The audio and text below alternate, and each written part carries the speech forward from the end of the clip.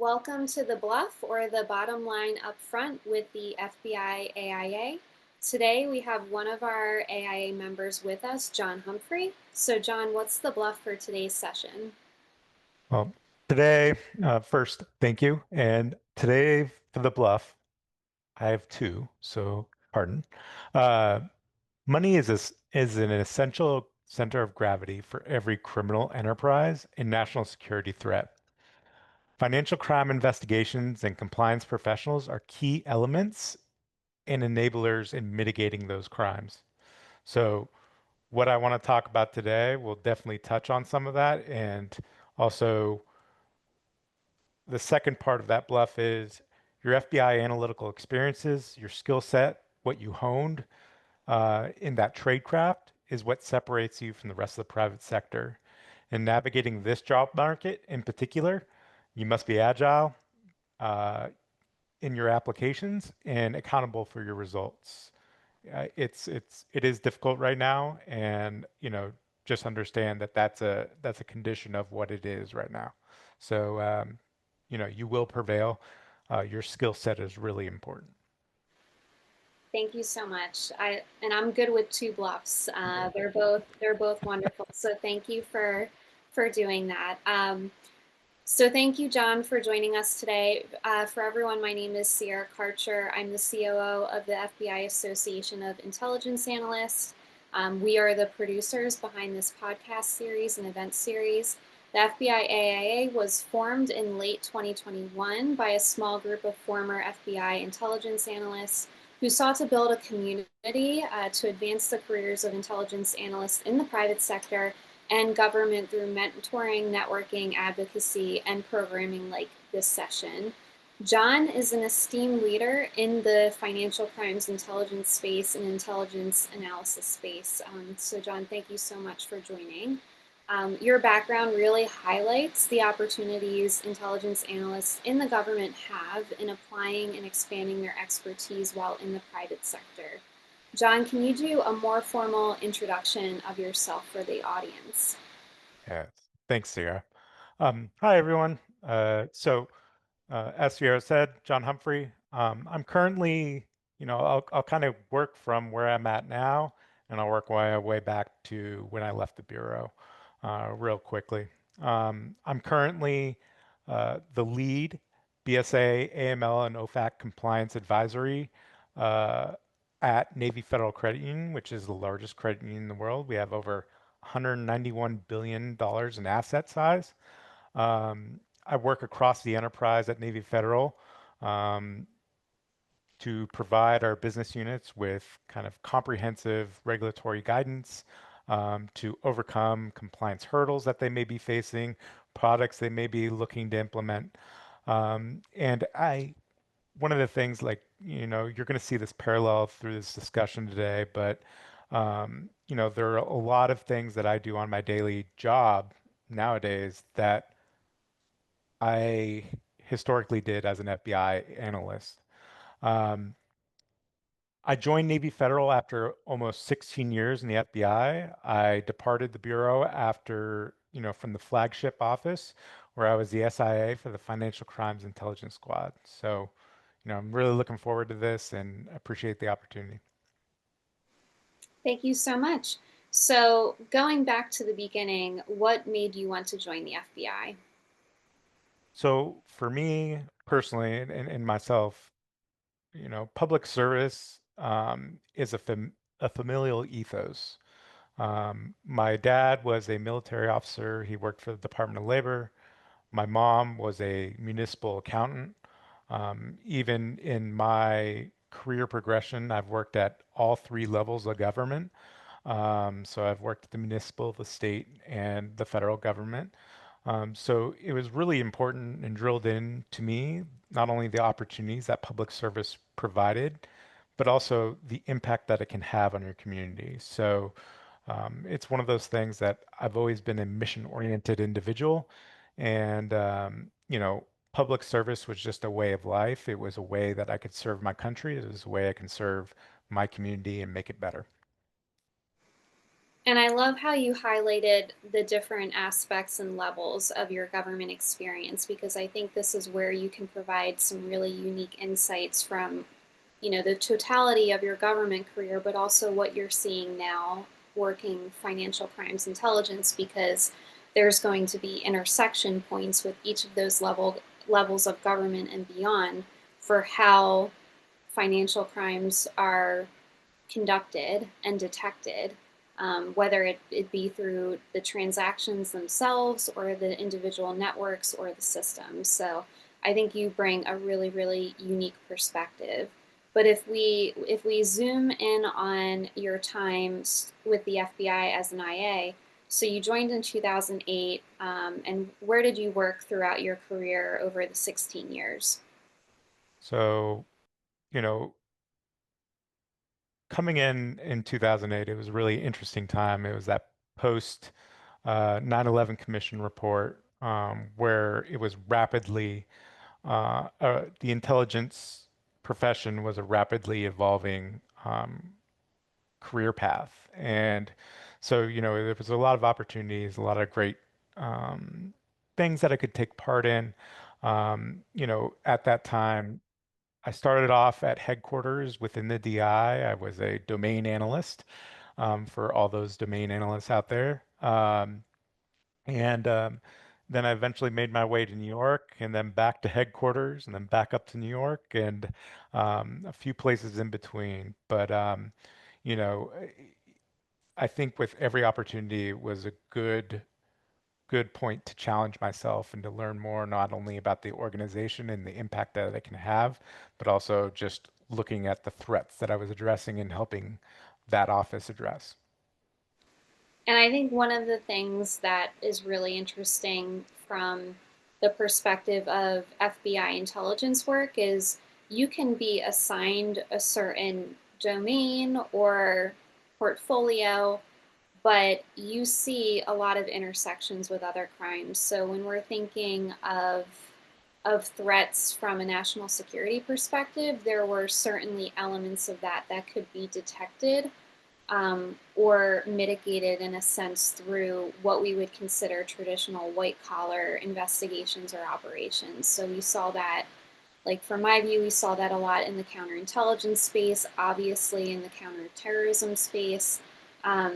But all that to say, the FBI is a very unique experience for intelligence and seeing those blended domains because threat actors will not restrict themselves to what they desire to do or how they do it. They will do whatever works, and they don't really care if you classify that as a white collar crime or otherwise.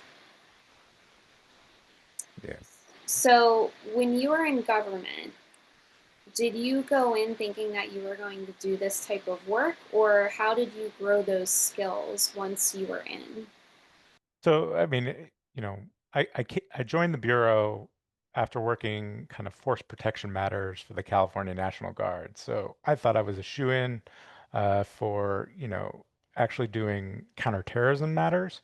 So naturally, the Bureau saw it fit to put me in the criminal division.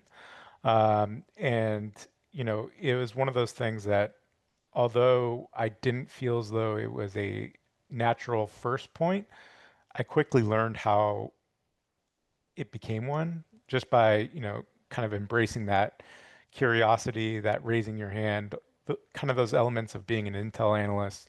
And kind of going back to that earlier point that you made, when you boil it down, the foundation of every violation or every element of things that the FBI investigates, there's going to be a financial element. In order to move something, to move an ideology, move a illicit good or illicit enterprise, it takes money. And to do that, these enterprises, these suspects try to hide it through the legitimate banking system and the financial system. So, that's at the core of everything that the FBI investigates. So it's really interesting and kind of being a part of that got me excited and really engaged. I love it. So when you're thinking about how to detect those signals in those financial systems. Like we obviously think of SARS. Can you talk about, what they are, the value you saw in them, and maybe what you're doing with them now, or how you're interacting with them now? Yeah. So early on in my bureau experience, you get introduced to the various data streams that are available to you as an analyst. And, I quickly saw the value in the utility behind SARS. So suspicious activity reports are regulatorily required by financial institutions if certain conditions and scenarios are met. There are prescriptive measures if it meets a certain threshold, dollar threshold, as well as if a basis of a collection of evidence and facts that you establish meet that suspicious threshold, um, largely guided by guidance that FinCEN puts out. Um, that's something that if this further interests you, I have very limited hobbies. One of them is I constantly post about this on LinkedIn.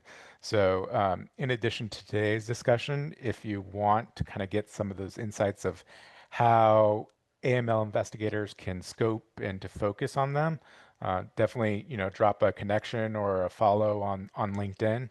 And I regularly post. So that's something that if you have a question, that's always a good platform to kind of connect and to ask.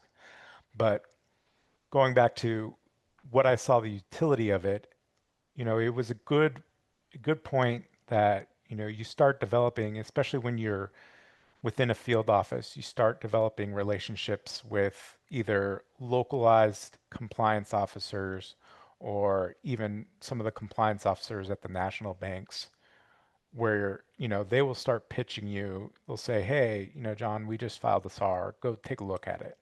And being able to look at that and look at the underlying information, what they were able to come to and compare it with the other data sources that we had available, it really was one of those elements that was informative and impactful on those investigative strategies that the squads I was working with or the programs I was working with were able to move certain investigations forward. So the utility of it became very useful. It helped us expedite a lot of and not waste a lot of time. So that that's where I got a lot of that passion. And it was also one of those things of, it to me it demonstrated that importance of where fulfilling that regulatory obligation kind of became a way that there could be that exchange of information between the government and the private sector in a way that drives community impact. So, it was just a great opportunity. It's a great tool that not only helped us in those investigations, but it's also a great tool to continue to have that impact, from our position now, where you're working at a financial institution that contributes to that in a way that helps advise them of, hey, this is what I was looking for when I was working for the FBI. This is something that, if you present the information in this way, articulate it in this way, it could be really important and impactful on an investigation or on an investigative strategy that a field office may have. I think that's great. And first of all, like I'm going to emphasize, definitely follow John on LinkedIn for his SAR posts, because number one, they are written in a way that is incredibly engaging and entertaining. Like these are my highlights of going on LinkedIn, because they have a meme, they tell a story, they share the impact. And I think what you're doing, John, is you're trying to bridge the gap between the people writing these reports that may not think certain things matter, because they are used to seeing certain things from their perspective in the banking industry. Whereas you're trying to bridge that with, these are the details that would be super helpful from an investigative and intelligence standpoint that you might not think that they matter, but please don't overlook it. And I think really highlighting how there is an expertise and an art form to writing these SARs that is an intelligence skill set in of its own. Exactly. Yeah, I mean, even the name of this podcast is the kind of one of those key tenets of writing a SAR. You know, you put that bottom line up front, makes it a lot easier for that law enforcement officer, whether they be at that state, local, federal level, to understand what you're trying to communicate. So I think it's this skill set that we developed over the years, coming out of Quantico, coming into the different programs that we all worked, the different threats that we contributed to mitigation strategies. Um, those are all skill sets that really nest nicely with kind of a financial crimes perspective. And, kind of going back to that other point of, it's amazing to understand the perspective, um, compliance officers kind of throughout the industry that I've talked to, since leaving the Bureau. It's amazing how much they either minimize the impact of what they're doing, or they think it's just a drop in a bucket because there's real no clean mechanisms for law enforcement. There's a few, one of the things I put on like my LinkedIn, I'm an AML evangelist. Like I love this stuff. So it's one of those things of understand that, what you're contributing to makes an impact. Whether that be now, whether that be in 5 years, it's something that maybe you're not going to be able to chart one by one, but understand it contributes to that overall strategy. It's one element, it's a cornerstone, it's a foundational element to an investigation that can be used. So, it's really important. Yeah, no, I think that's a great shout, and I think for our listeners, it shows just how it kind of gives insight into some of the struggles that we have in intelligence analysts, where you can't point to a negative and call it a success, or you can't point to the success of a larger operation and always see the seeds that were planted that maybe you planted or cultivated that set in a certain chain of intelligence or investigative actions that led to a significant disruption of a threat or a significant growth in understanding of how to mitigate a threat. So I think, when you're speaking about people not knowing the impact that their reports have and how much they can make or break or stall, or I shouldn't say stall, but maybe a lost opportunity in what they could have done. I think that's definitely felt in intelligence writ large. Yeah, and I think often compliance officers kind of lose the fact of they see only what's potentially right in front of them, and they don't understand that, when we look at this, we look at it at a totality of information, whether that be, human source reporting, whether that be geospatial analysis that we already started to build, or, other SARs, other correlations.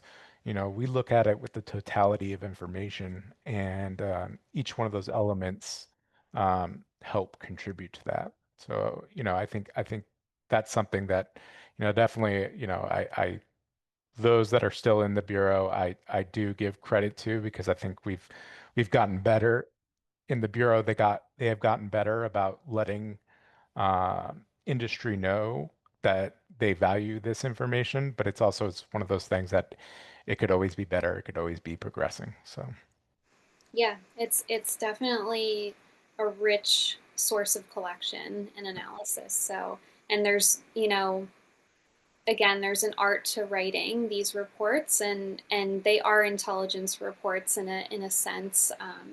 So always found that very fascinating, and even just the overall structure of how they come to be and why they come to be in of itself is very telling. Like if a SAR is being written and you're reading it, there was a certain chain of events that happened that necessitated that that report be written. Yep. And it is that analysis from that AML analyst that you're a consumer of, and they want you to operationalize that information. So, definitely. So, speaking of AML, want to commend you actually went out and got your certified AML specialist designation. That's fantastic. And I love your AML evangelist tagline. I think that's great. I feel like you need to run like an AML conference or association. That would be really cool. Um, but let's shift gears and talk about your pivot to the private sector. Yeah. So I will say it was kind of a gradual progression. I left I left in December of 2023. So, I know there's a different environment now, a more dynamic environment that provides and presents certain other challenges. Um, but it was one of those where it was a gradual shift. It was one of those I wanted to have a continued impact. I wanted to continue with this expertise that I'd built in financial crimes. There were times, and I'll be very candid, there were times I interviewed for jobs that I knew I would have knocked it out of the park. Um, but in the end, that didn't come through in those interviews. But each step, got me closer to where, and set me up for that interview that I had with Navy Federal. And it clicked. I clicked with the interview team. I clicked with the hiring manager, and I couldn't be happier. I say this as both a, you know, one, it's a very personal thing on this interview journey. It's easy to get down on oneself, but it's also when it clicks, it'll click, and you'll be better for it. So, I'm honored every day to be able to contribute to efforts that protect the members of Navy Federal, as well as the credit union itself from financial crimes. So, I'm still in that mission-oriented viewpoint, and it was one of those things of the path to get here was not a direct path, just like my path to the bureau. It was took a few turns, took a few rounds of the mountain, but eventually I was able to build on that experience. And I think it highlights where I think a lot of people have trepidation about leaving the government and losing that sense of mission, but this really highlights that you can find the mission in so many other places, but it's really that process of the right opportunity coming along and it clicking and clicking throughout the process of the recruitment and interview and hiring process. So yeah, I couldn't agree more with that. Yeah. And it's definitely it's one of those it's worth that pursuit and it's worth that commitment to yourself because you don't want to go from something where you know I was fortunate that when I joined the bureau, I started off as a 7 and I left as a 14. And so that's one of those things of, fundamentally I grew up, I guess, in the bureau. And so, so much of my identity was intertwined within that, that it's when you're making that choice to leave, it's a hard choice and it's a personal choice. And since your identity is so intertwined with it, it's one of those things of where you take the time to kind of make sure like what's important to me, where do I want to have those points? Where do I find outside of salary, outside of location, where do I find that value in what I do? Yeah, and I think one of the unexpected things of having a similar journey of joining and growing up and feeling like I really spent the core years of my development of my sense of self while in the Bureau. I think one of the unexpected parts of this journey after leaving is seeing how, where my identity was tied in the Bureau, my identity almost feels like it's flourishing in the private sector. And I feel like I'm finding even out more about myself having separated and kind of left, like shed that partial identity behind. I don't know if you feel the same way. Yeah, I mean, I couldn't have said it better. That was awesome. Um, and that's one of those things. I think it's just you find those and take those challenges. It's that continual growth, just as we learn about the evolution of, the threats that we face in the Bureau. It's you're evolving as a person in that skill set. You're relying on that foundation of success that you built to hone and develop it and be awesome outside of it. So, it's, I don't know. I always wanted, and I continue to try to put myself in a point where I challenge myself every day. How can I be better than I was yesterday? And I think that's to your point. It's showing up every day to do that. And it's not always easy. It's not always blue skies and no wind. So you know, I couldn't have said that better. So that brings us a little bit to present day. So what are you doing now? So I'm still in that advisory role. That's one of the things that, I've worked really hard on not only offering the business units, but it's also a big part of working within a credit union. It's also, you know, serving the community. It's also serving our service members, since Navy Federal has a defined community. It's engaging in service projects in addition to the financial crimes work that I'm doing. So, getting opportunities to volunteer not only with my coworkers, but volunteer on my own. Uh, you know, um, I did the Wreaths Across America last year, and I plan to do it again this year, just as a way of kind of continuing that service. Um, you know, it's also an exciting time in a sense of business is changing. So, that presents different challenges on a daily basis. Um, and it's an exciting time to be there. It's an exciting time to be at Navy Federal. Great employer that loves its employees, as well as just you know, that sense of community. Our members are the mission. So it's really great.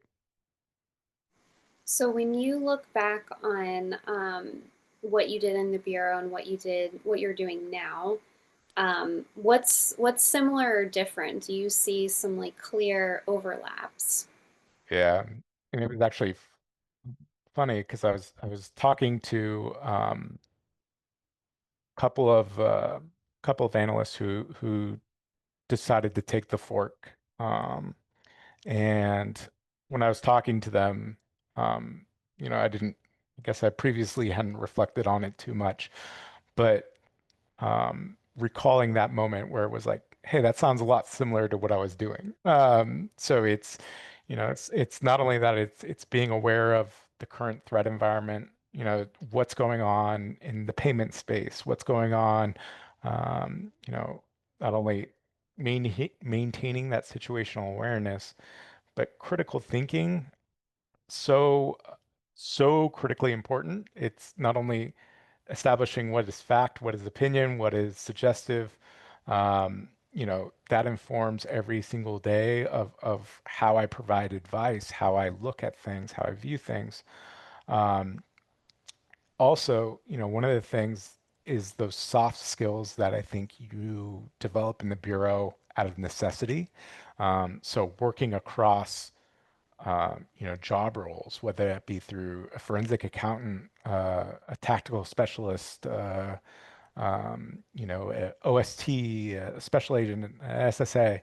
You're working across all these different job types and job series with different objectives, different performance objectives, um, to kind of come to that one goal. And so that's something that I do on a daily basis here. The business has an objective to grow the business, and I have to work with them to get them to understand, hey, this is the compliance perspective that we're able to provide you. This is how we work. And you know, that soft skill that I was able to hone, I know what works, what hadn't worked. And, I think outside of those critical thinking analysis, not only writing both, writing my analysis, but also briefing it up on an executive forum. A lot of people are like, how can you do that so naturally? And it's like, you don't know how many times I was just thrown in, hey, John, you're going to brief this. Oh, okay, let's go. It doesn't ebb any of those nerves, but it's one of those things of, it's amazing how much that previous life I still use and rely upon on an everyday basis. I love that. Yeah, I feel like the Bureau, a lot of it was, trial by fire, and the only way to the other side is through, and you're going to have to bring people along the way, and that's definitely critical outside of government. So when you think about, what when you're talking to these analysts and you're thinking, oh, financial crimes intelligence, there are a lot of parallels. There's a lot of things happening that are very similar, or from a different perspective, but relational perspective that we understand. I know you've posted a lot of examples on LinkedIn in your series, which again, like, please check that out. But what are some other ways that you can kind of teach us about what entails financial crimes intelligence when we're thinking about it? So, you know, I'll walk you through one of the things I really enjoy doing, especially when talking to newer analysts. You know, in the Bureau, when we work critical events or crisis events, you start to examine the pattern of life of subjects or, suspects. It's no different in a financial crimes investigation sense. You're trying to understand, does the transaction behavior um, appear to be consistent with who that person is or with their previous pattern of money transactions and or is the transaction behavior an indica of money laundering or an evasion, sanctions evasion? So for fun, what I like to really do is, think, especially if you're an FBI analyst, think about some of those longer TDYs. Think about those people that you TDY'd with. Um, we were all there on per diem. We were all there, able to sometimes eat dinner together, sometimes not. But I guarantee you there were some transactions within those groups of people that were all different. So understand that, that transaction behavior might be consistent with what you are, but we were all analysts, but we didn't always necessarily always transact the same. So think about that. Think about even your family, like how different it is, and understand that your transaction behavior, it's either consistent or it is inconsistent with what you are. If I'm an Intel analyst and I don't know, I don't know, buying multi-hundred-dollar bottles of champagne every night, that's pretty inconsistent with a GS 12 salary or GS 13 salary. And those are things that's an obvious potential red flag that might need to be looked at more. I mean, I maybe have a tertiary source. Maybe, as my kids say, I'm a, what are their goals now to be a YouTube influencer, whatever that means. Um, you know, maybe I have income from something like that. There's multiple reasons to why, but it's looking at the context of that information. Where's the money coming from? Is it an indicator of money laundering or sanctions evasion? And think about the differences of even your own family. It really starts to put things into perspective. And for our listeners, TDY is a temporary duty assignment. So if you think of like a work trip, a school trip, a vacation, a secondment, this is, a disruptive but semi-permanent pattern of life change. But, I'm sure that there are elements that carry over and then certain elements that are new and introduced because of that temporary disruption. But John, I wanted to ask you, you know, when you're looking at this information, let's say that you were limited to financial transaction data. How much can you really tell about a person based on this alone? Like, do you feel like you can learn a lot about them? To a certain extent. I mean, it's kind of like to that earlier point, transactional data, like money is essential for everything. You think about it, to get to work, I have to fuel my car. Fuel costs money. You're going to see a credit card transaction that came across at the Sunoco down in Arlington or wherever it may be.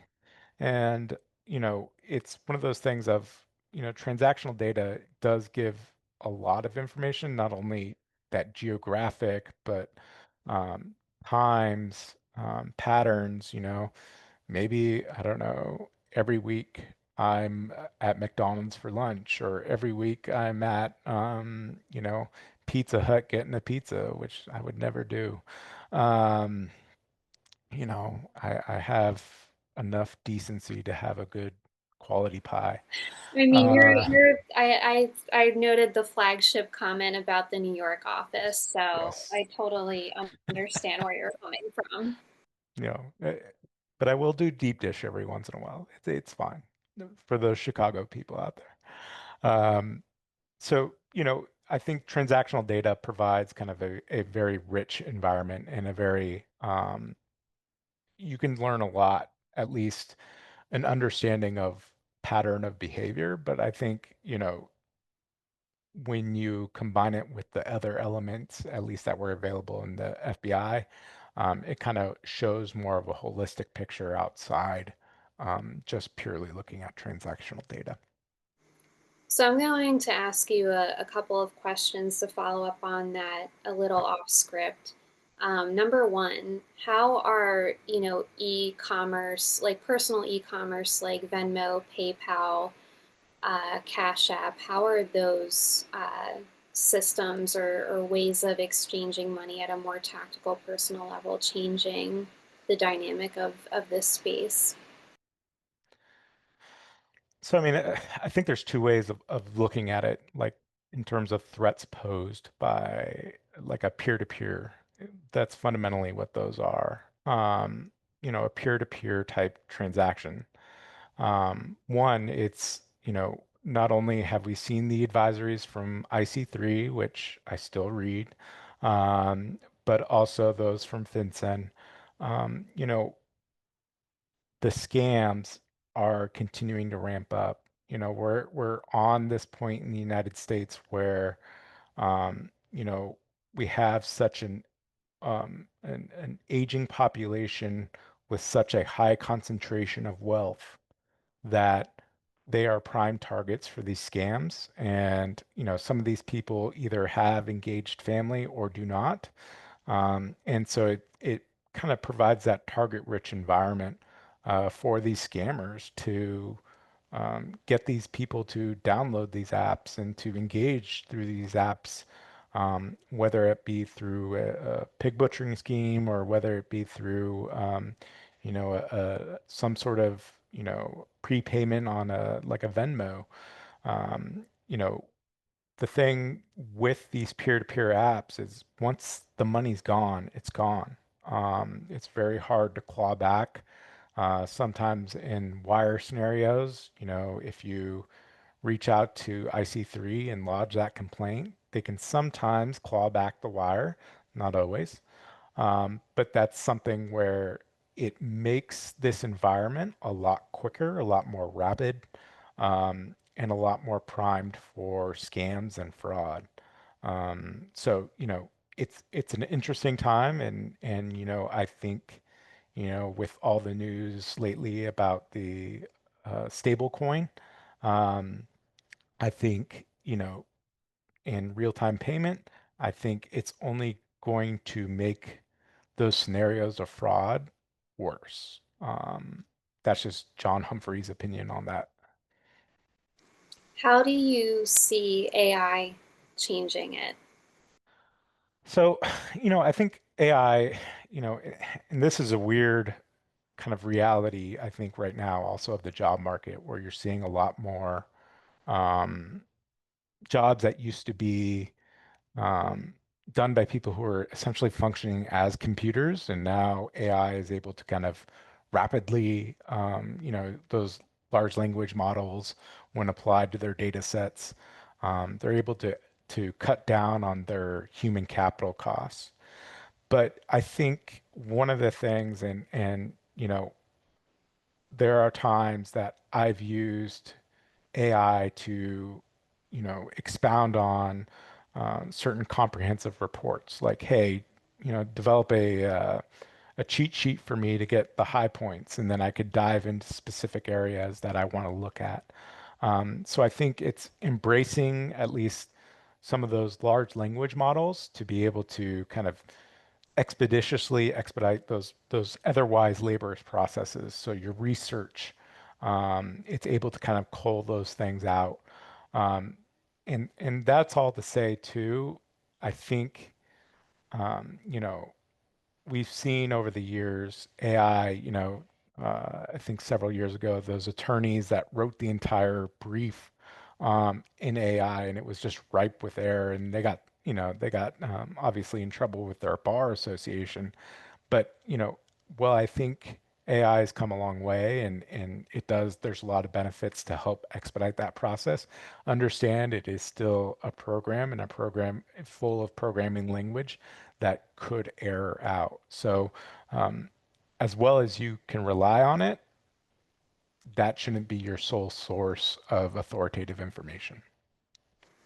Yeah, I agree, and I think we're just starting to see the multiple uses of applications. So I wonder, will AI be used to generate SARs automatically in the future, or will systems be used to detect those patterns that, across data sets that previously weren't, or even coming up with that pattern of life profile for specific networks or individuals and then identifying those anomalies more quickly.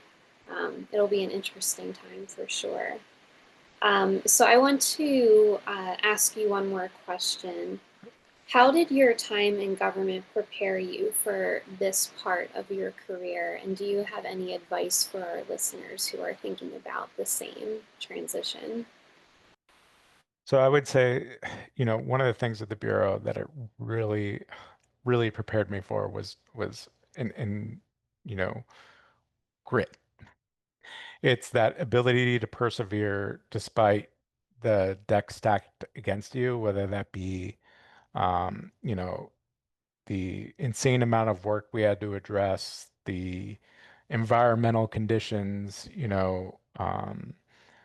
whether that be sometimes the personalities you have to work with. Um, I think the Bureau really taught me that grit to be able to say, like, it's fine, just go home, adjust your attitude, come back, and tomorrow's another day to embrace that success. So, that's one of the things of I think that the Bureau taught me is, treat every day as a unique experience, and, fail fast and learn quickly. Um, so I think that's one of those things that I would say the largest takeaway from the Bureau, my time at the Bureau, was just my ability to persevere over things, whether that be that personal or professional element. Thank you so much. I've really enjoyed this conversation, John. It's been fantastic. Any final thoughts before we close out the session? I think kind of, you know, especially in this time, you know, as people are making those decisions to either leave or to evolve their careers, not only as bureau analysts, but also within the AML field, um, that's one of those things of it is difficult. It's rapidly changing, but I think consistency and perseverance and learning and always treating every day to learn something new and being committed to that will allow you that opportunity to be successful in life. And not only that, but also be able to look at yourself every day in the mirror and say, I am better than I was yesterday. So that's what I would leave everyone with. I love it. Couldn't Yeah. have said it better myself. Well, thank you again so much for joining us, and we will catch you all at the next bluff.